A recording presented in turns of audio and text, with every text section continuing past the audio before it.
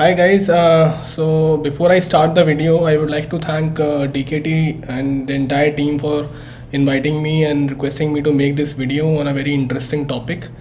A topic which is very close to me also, as in I do write about it very frequently, and I thought when they approached me that this would be a perfect opportunity for me to make a video on the same topic which I really like. So I'd like to thank them for that. And before I begin, I'd like to give a brief introduction about myself. So my name is Naveen Chandra. I am a 2018 batch IAS officer belonging to West Bengal cadre. Right now, I'm posted in Murshidabad district as sub-divisional magistrate in Kandi subdivision, and it's been 4 years in the service, and it's been a journey which has been quite fulfilling. And I've seen, although I don't have that much of an experience, but whatever little I've been able to see and learn, it has been a fulfilling journey so far, and I hope and wish that it continues to go like this, and it gets even more exciting as the time passes.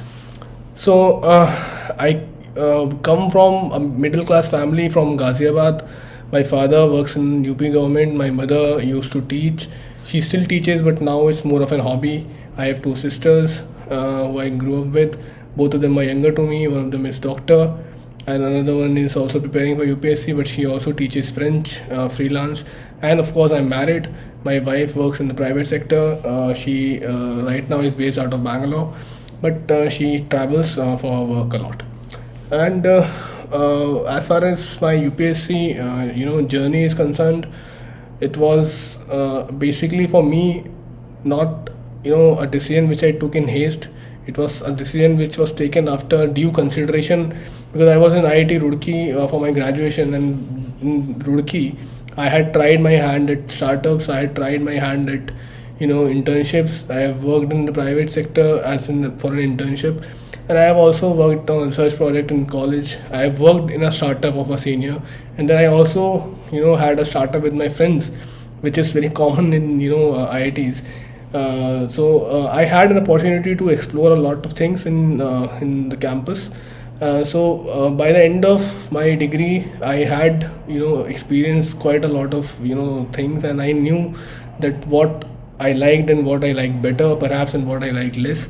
So after all that happened, when I was passing out, I had to decide finally what I wanted to do. Was it a job I wanted? Was it I wanted to go for some higher education, or would I want something else? So that's when I started experimenting, in the sense that I started studying or started to learn more about different options I had. So that's when I started researching about UPSC, and I spoke to a few seniors who were in service from our campus. I spoke to some other people I knew who had some knowledge and idea about that, and eventually I decided that it sounds interesting and it is something which I might enjoy. And that's when I decided, and I did not sit for placements, because I had decided that I'll prepare for UPSC in my final year, and placements were near, and I thought that if I'm going to prepare, I'd rather give all of my concentration to that, and I did not sit for placements, which was very lucky for me, because I got through, and it did not take me much time to prepare. Also, I was lucky in that respect. So all in all, my journey for preparation was very satisfying, in the sense that I did not have to struggle as such. I was staying at home in Ghaziabad. I used to go to Delhi whenever needed for a mock or for a test series or whatever, and basically that was a very happening period of my life, because all of a sudden after college you are again back to square one, and you're again a student and an aspirant, and no matter what college you are from or what background you are from, everyone is again at the same level you're preparing. So it was a very exciting time. I got to learn a lot, and luckily I got through very early, and in my second attempt I got into IAS. So it has been a wonderful journey ever since. So basically what I wanted to talk to all of you guys about today in this video is life of a young IAS officer or basically a civil servant. But since I am in the IAS, so I'll talk about from the perspective of an IAS officer, right? So like I told you, right now I'm posted as an SDM, which is mostly the first field posting in all cadres. You get to go back to your cadre after training and you get posted as SDM, which is known as Sub-Divisional Magistrate, and or as SDO, which is known as Sub-Divisional Officer, right? So you go back and you are posted as SDO and SDM, and as an SDM your responsibilities are very diverse. It's a very very diverse role as such, because you have you have so many things on your plate. You have to look after schemes and their implementation. You have to look after law and order. You have to look after your own court. Then you have various other government schemes and plans which keep on happening throughout the year. Some new things are launched, you have to implement them. Then obviously your day-to-day work, office work goes on. So, and basically when you are posted in the field, everything under the sun in your area is your responsibility as an IAS officer. So it's a very diverse posting in that respect. So and obviously when the work is so diverse and you have a lot of interaction with people from a lot of backgrounds, which is again something which is very unique of of the IAS basically. So in that also I get to talk to and meet people from the NGOs, from private sector, from civil society, from police, from judiciary, all organs of the state and otherwise of the country, and civil society. You just meet all of them, you have to work with all of them, you have to take all of them on board. So if there is anything, you have to talk to all of them, and it's a very diverse kind of a posting. So in a typical day of my current posting, it is mostly about taking these kind of meetings and VCs which happen with various departments. You are monitoring some scheme, some work, and you are basically taking stock of a situation. Then again you have field visits, you go and you inspect and you see how work is going on.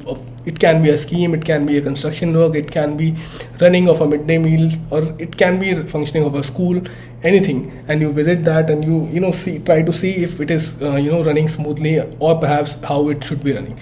Then you, apart from these visits and meetings and VCs, you have a lot of people who come to meet you with various kinds of requests, grievances, issues, and you try to solve as many of them as possible. That is another thing which is there on a daily basis, which we do, right?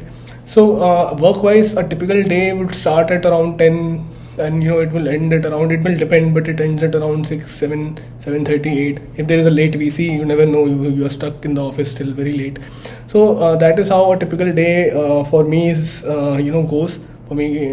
And it's a very happening day, in the sense because it's not monotonous. It's not like just file work, you're just signing things, or it's not just meeting, you're meeting people.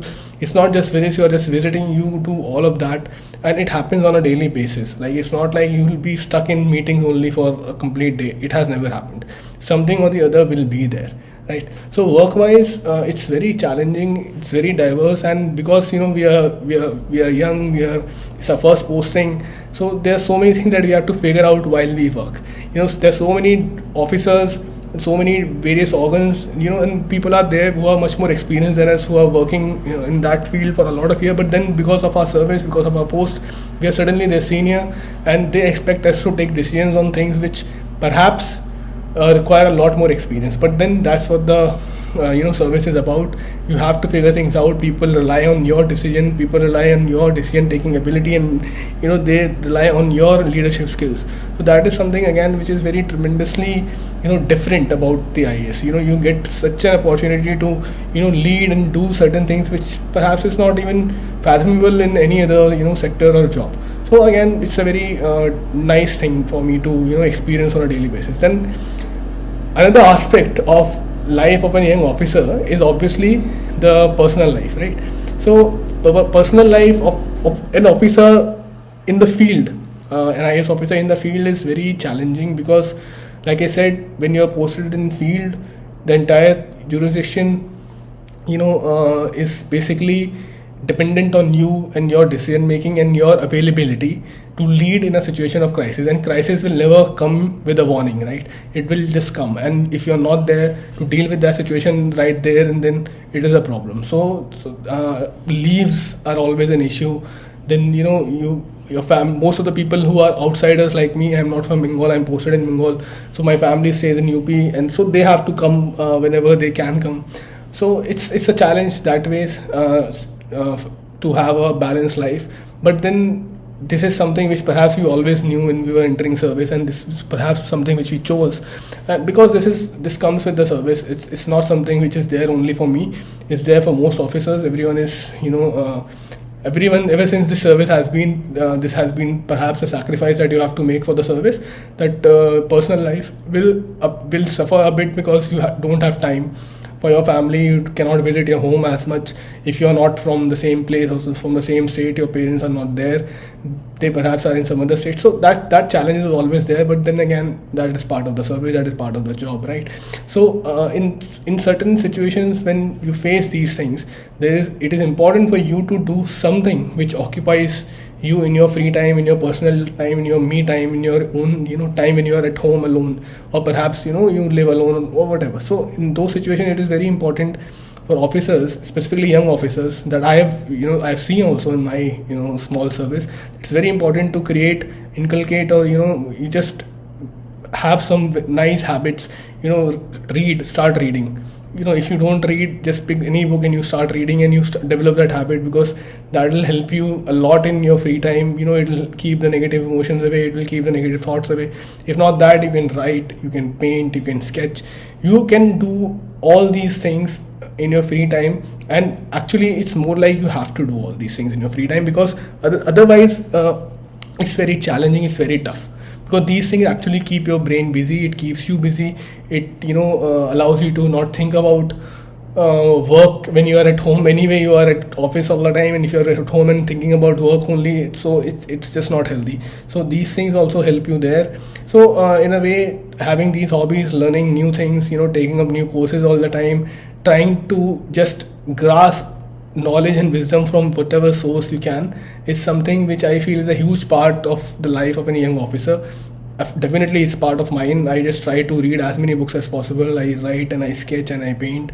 I do all this whenever I get time. So if I wake up and I have some extra time in my hand, I will rather sit and read a book rather than just scroll Instagram. So something like that is again a part of my life as a young officer, because I feel that this is the time when I still have time to look after all these things. Another thing which I feel is very important for young officers, and it is a part of their life, is something which is ignored, but I feel more and more officers are now starting to think about it, is taking care of their own health and the fitness, which again gets hampered a lot when you are posted in the field, because you don't have time for yourself. You don't care what you're eating, when you're eating, how much you're eating, how much sleep you're getting. So and so it's very tough that way. So it's a challenge of the life of a young officer, because you kind of ignore your personal health to a point that it will eventually, and it eventually starts impacting you. So that is also a challenge for a young officer, because you just don't have time to think about what you're going to eat or plan your meals, and you don't have that luxury. So you eventually start thinking about it when things go drastically wrong. But then this is something which I feel more and more officers are now looking at in a positive way. DKT UPSC CSC, अगर आप केवल civil service परीक्षा के prelims, mains और interview के video देखना चाहते हैं तो सब्सक्राइब करें DKT UPSC CSC चैनल। यहाँ आपको टॉपर्स के वीडियो रैंक के हिसाब से अरेंज मिलेंगे। चैनल के लिंक के लिए डिस्क्रिप्शन बॉक्स में जाएं। So in my tenure as an SDM here, I've been here for more than 1.5 years. I've had some very exciting times there, some very weird situations, some very things which I've never imagined I would face, but they were all experiences for me. So I have always taken the positive out of them. So I have done it all in a very short tenure, be it recruitment, be it raids, be it cases, be it meetings, VCs. All these are anyway regular things, but I have done everything which you read about in newspaper and SDM does. So it has been a very satisfying posting for me. I have enjoyed myself over here, and I hope that it will remain like that. So for a young officer, it's very important for us to not let the spirit of service and spirit of helping and being kind to people die, because as soon as you enter service, the feeling of entitlement, the feeling of having arrived, the feeling of making it comes, and it just takes over every other thing. So that is something which I feel again is a very important part for me, for my life, that you have to stay grounded. You've just cleared an exam, and I feel that it should be treated as an exam only. So I try my best to remain grounded and be kind to everyone, help as many people as possible, just not in my official capacity, in personal capacity also. So that is something which I feel is also another part of our life, which I feel more and more officer absolutely agree with me on this. So so this is in short life of a young IAS officer who is posted in field and who is trying to work, manage his personal life, take care of his health, take care of his family, take care of his wife, take care of whatever his goals are, but take care of his hobbies and passions. So this is something more or less like a juggling trick, that you have so many balls in your hands and you have to keep juggling them to maintain a balance and preventing them to fall, right? So that is what basically in essence we are doing. We have so many things in our hands, and the only way for us to not let them fall is to keep juggling them and just keep juggling till we go somewhere else and we start the trick once again from scratch. So this was my take on my journey so far, and how life of a young officer is. It's tough at times, but then in the end it's worth it. Thank you so much.